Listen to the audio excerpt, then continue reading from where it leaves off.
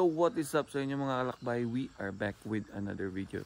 For today's video mga kalakbay, nandito tayo sa beautiful province of Sagada. So it's our first time here sa Sagada. Napakaganda. So dapat 2023 or 2022 nandito rin kami. Tapos too bad nagkaroon tayo ng Omicron variant. So yun yung postpone pala yung Omicron variant, kaya hindi tayo nakatuloy dito. So ngayon natuloy na yung trip natin. So we are now staying here at Sagada Blue Mountain Cabin. So medyo naburado lang. So from Ilocos Norte, Ilocos Sur, 5 hours drive paakyat. So back road yung dinaanan namin. Mabilis lang yung biyahe, tapos ang gaganda ng kalsada, kaya wala ka nang isipin. So today full day yung gagawin natin na ikot sa mga pwede nating gawin na activities dito sa Sagada. So first on the list is the yung blue soil yun. Tapos lalagay ko dito yung list ng gagawin natin today, tapos lalagyan natin ng checklist yan. Kaya sa mga kalakbay, good morning. Palipad muna ako ng drone, kuha tayo ng mga shots. Let's go.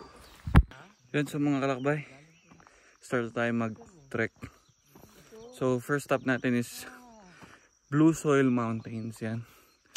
So from the cabin natin, meron tayong 1 hour hike going there. So yung terrain natin yan. Meron naman siyang daan. May pathway naman siya. So dire-diretso. So 1 hour going up.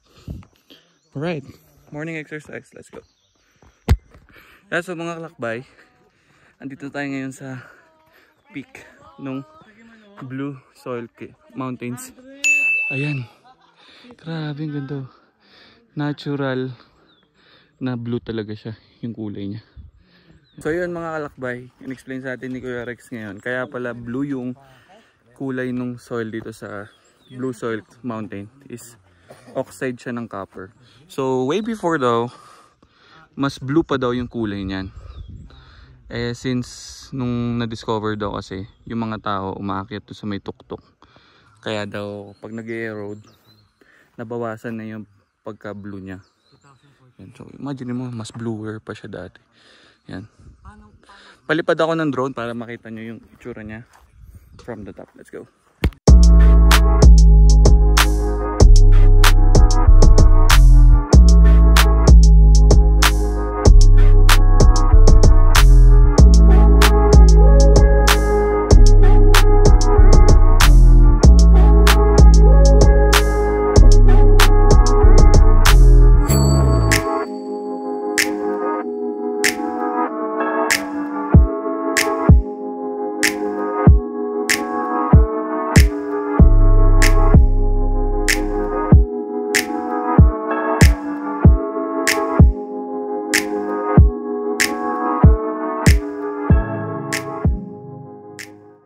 Yan, so mga kalakbay, nandito na tayo ngayon sa Sagada Pottery muna. So, yung hanging coffins, later pa siya ng alas 4 natin pupuntahan. Tapos yung craft beer, ayun na siya sa may landmark na yan. Kaso, alas 4 pa siya, 5 PM ang open niya. So, later babalikan na lang natin. So, try naman natin ito sa Sagada Pottery ngayon. Isa sa, pwede niyong puntahan dito yan sa may Sagada. So, experience, let's go. So, ito yan mga kalakbay. Pasok tayo sa loob ngayon. So, dito yung mga finished product. You know.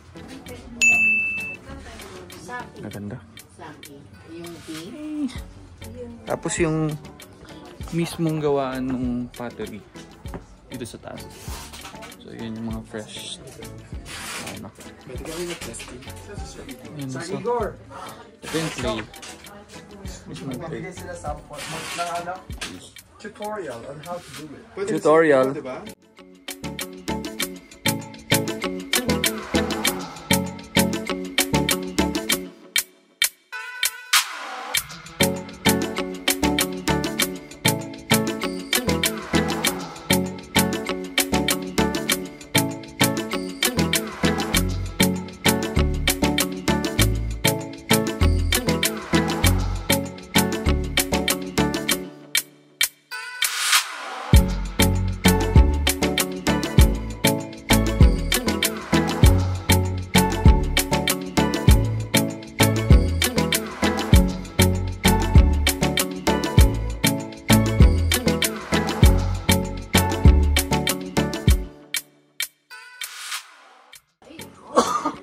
Kaya sa mga alakbay, kakatapos lang natin. Ito yung kung saan nila binibake yung mismong pot. So mga alakbay, yung finished product na. So ito yung parang ano nila. Dito naka-display lahat. A25, grabe ito lang. So meron sila ng... Ang tawag dito ka? Ceramic. Ceramic. Ang ano nila dito, ang specialty nila, stone ceramic crafting. Stone ceramic. So yung ginawa natin, clay. Stone ceramic.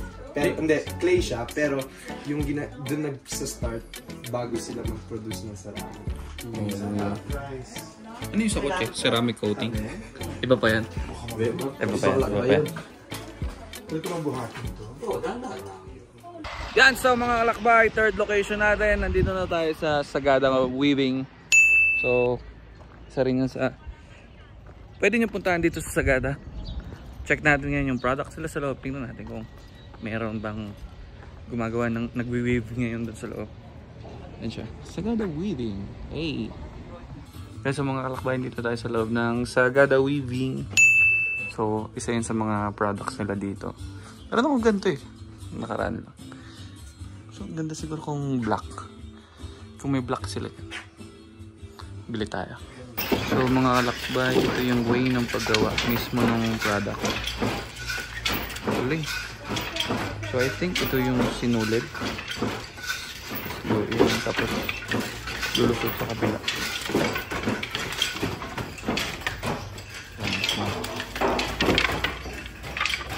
Galing, no? Yung finished product ay ipon lang dito sa may baba. Kaya sa mga kalakbay, nakita nyo yung way kung paano nila wini-weave talaga yung mga sinulit. So, need nyo lang din magpaalam kapag gusto nyo mag-take ng pictures or videos. Pero okay naman, hindi naman sila masungit. So, yan. Maya-maya, third spot tayo. Punta tayo ng Gaia Cafe. Meron din tayong local craft beer mamaya na nakapila. So, as yung hanging coffins, yun yung last natin. Okay, Sagada Weaving. Check muna tayong products ngayon. Let's go. Meron din pala dito yung The Hideout Coffee and saka homemade creamy yogurt.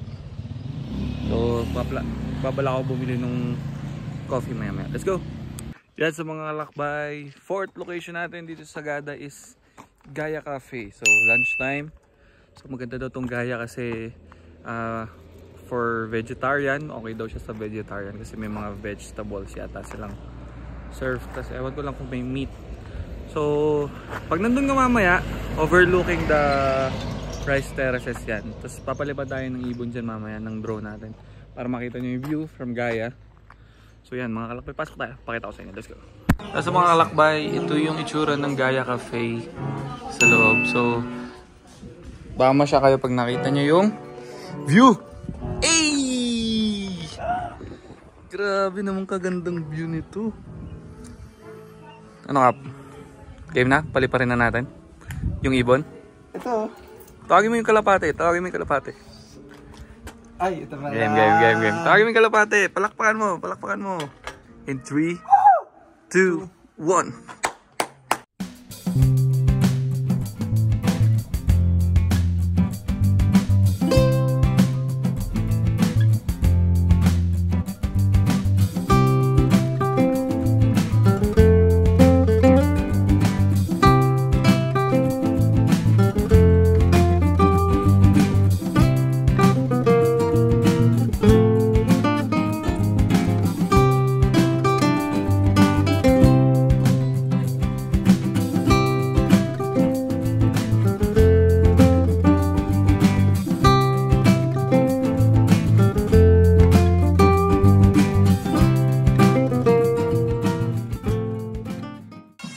Sa mga lakbay, nakita nyo naman sa drone shot natin kung gaano kaganda dito sa Gaia, yung view dito sa Gaia. So yun nga mga kalakbay, rice terraces. So di lang sa Banawe meron din dito sa Sagada. Yan, so yun nga, nakausap din natin yung owner. Meaning pala ng Gaia is Mother Earth. So Greek word for Mother Earth. So kaya rin sila plant-based, wala silang meat. So yan, excited na matry yung food. Let's go, kain muna tayo. Woo! Yan, so mga kalakbay, nandito tayo sa ating 5th location. Isang Wow Cafe, Cafe by the Clouds. Isang Wow, so inverted house ang kanyang theme. Yan o. So, ewan ko kung halata niya pero inverted siya. So yung view niya, sobrang taas. Na-imagine ko dito, kapag morning, meron siyang sea of clouds. Hey! So hindi na siguro tayo mag-drone shot kasi kami natin drone shot. Pakita ko na lang sa inyo yung view. Diba? Angas. Tapos sayang, wala tayong stickers. Hindi na naman tayo nakapagdikit. Ang dami na nating pinuntahan na hindi tayo nakapagdikit.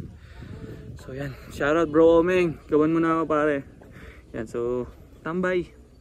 Loob bang may pakita ko. Let's go. Ayan, so mga kalakbay, may mga goods din kayo pwedeng bilhin dito. Yan, so meron sagada ng mga weave products, bag. Yan, so keychains. Pakita ko sa inyo ngayon yung labas. Hey. Ang tsura niya. Up dito, kakapiga dito. Hey. Ang lupit. Yan, so mga kalakbay, going to our 6th location now. Pupunta na tayo sa main attraction. Isa sa main attraction dito sa Sagada, which is the hanging coffins. So alam ko dalawa yung hanging coffins dito. Dito tayo pumunta sa medyo mas malapit sa may Tourist Information Center, sa may city proper. So kayo matakot, may dadaanan kayong cemetery sa una. Tapos meron lang kayong babayaran yata na 10 pesos sa entrance. Tapos 100 sa per head dun sa may tourist something nila, Tourist Information Center. And so better din na kumuha kayo ng guide bago kayo pumunta dun. Yan, so we're gonna hike. Hindi ko alam kung saan yung ruta, basta somewhere here kasi meron naman pathway papunta dun sa pupuntahan natin. Okay, yan, so we'll update you later guys. Let's go. Yan, so mga kalakbay, andito na tayo ngayon sa hanging coffins. So 20 minutes, 25 minutes walk galing sa taas. Ayan siya. Okay. Ang galing.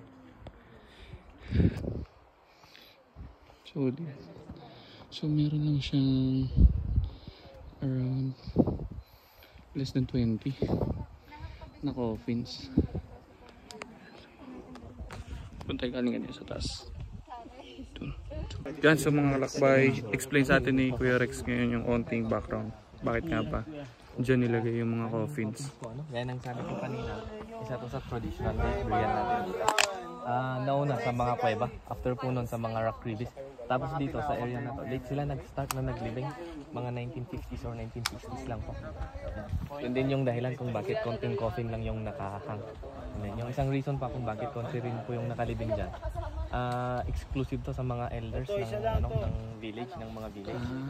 Dito para matawag na isang elder yung isang tao, dapat may asawa po, tapos may anak. And then yung anak niya, pinakasal niya both this traditional way at saka sa simbahan. Kasi simula nung na-introduce yung simbahan sa atin dito ng mga American missionaries, pinagmi-mix na natin yung culture and tradition natin para hindi mawala. Yan. Sila lang po yung pwedeng ilibing sa area na to. Kaya So elders, Kuya Rex. Opo, elders na. Pero Kuya Rex, ilan lahat nung may ganyan dito na parang ganyan yung pagkakalibing? Marami po kasi ganyan na talaga yung way of burial natin eh.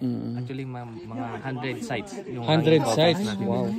Mga 100 plus yung sites ng hanging coffins. All over Sagada. Opo, all over Sagada. From north to Ito south. yung pinaka, what would you say? The most number? Hindi. Or the most accessible? The most visited. Kaya dahil din sa route niya kasi most accessible at saka Yeah, madali. Around 20 to 25 minutes na walk lang. Kasi 18 to. Ada ito sa Balinas side ka more than 18. Meron Meron kapinda. meron po. So, yun nga mga kalakbay, mga elders And then na for example, sinunod yung tradition. Sila yung mga ito 18 nakalagay daw dito sa site na to. Pero yung site na may ganito, cemeteries. around 100. Elders can still be buried. Grabe. Grabe yun. So, yun nga, sabi ni Kuya Rex, hindi nga lang daw dito ang meron. Meron din sa cave. So, iba-ibang way. So mga kalakbay, sabi ni Kuya Rex, yung last na nalibing dito is yung below Bumitog. So this is Bumitog, yung nasa ilalim niya. So it was na-bury siya nung 2010. Yan, so tapos yung iba daw kaya may ikse kasi parang in a sitting position daw gano'n. So ito mga kalakbay, yung cave na may mga coffins. So before, ito yung ginagawa. Ngayon nandun na sila sa may hanging coffin. So marami ring sites na may ganyan. So ito, mas kita nyo yung skeletons. Yan sa mga kalakbay. Pabalik na tayo ngayon sa parking. Yan, so kung gusto nyo ng guide, just PM me dun sa page natin. Bibigay ko sa inyo yung number ni Brother Rex. Super informative. Maintindihan nyo lahat nung history niya. Ito, history niya. History nung hanging coffins. Yan, so next natin craft beer. Let's go.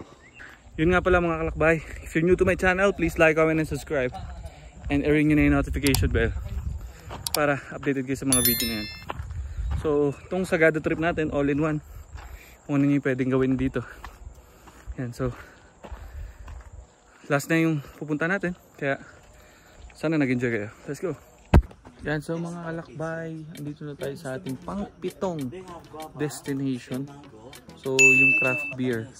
So ito yung location niya. So, may taas yan ng hill. So may outdoor space for drinking. Yan, so mga kalakbay, ito yung choices. So may guava, mango, pine pale, dark ale, turmeric, mango soda, guava soda. Okay. So first time ko makatry. Nakatry ka na yun? No. Ganyan. Diba? And so try natin ngayon, order na. May outdoor space. May outdoor space pa dito. Guava beer. Okay. Mango, ano sa'yo ba? Mango? Mango beer. Mango shake. First try. Yan, so mga kalakbay, we are back now here in the hotel. So after a very long day ng pag-iikot dito sa Sagada, super dami natin nagawa. So na 7 activities tayo for today. Yun yung na-squeeze natin for the whole day. So we started at 6:30 AM, ended now ng almost magna 9 na rin. So dinner time, back at the hotel na tayo. Hindi natin na-try yung Sea of Clouds, hindi natin na-try yung mga falls, pero yung mga ibang mga main attraction na puntahan naman natin. So yan, maganda kasi yung panahon, hindi siya ganun kalamig, pero okay, kaya naman ma-bear yung init. So yan mga kalakbay, super recommended, pumunta kayo dito. At least ako, yung mga hindi ko napuntahan, may babalikan pa tayo. Yung iba, masaya balikan, lalo na yung gusto ko rin i-try yung rappelling from dun sa may hanging coffins. Yun, maganda rin na experience yun for only 500 pesos. Yun nga, so mga kalakbay. Shoutout pala kay Brother Emric Tela, pinsan ni Kyla. Yan. So shoutout sa iyo, brother, all the way from Australia. So yan mga kalakbay. Yun nga, like, comment, and subscribe. Hit the like button if nag-enjoy kayo sa video na to. And don't forget to stay safe and peace out. Woo!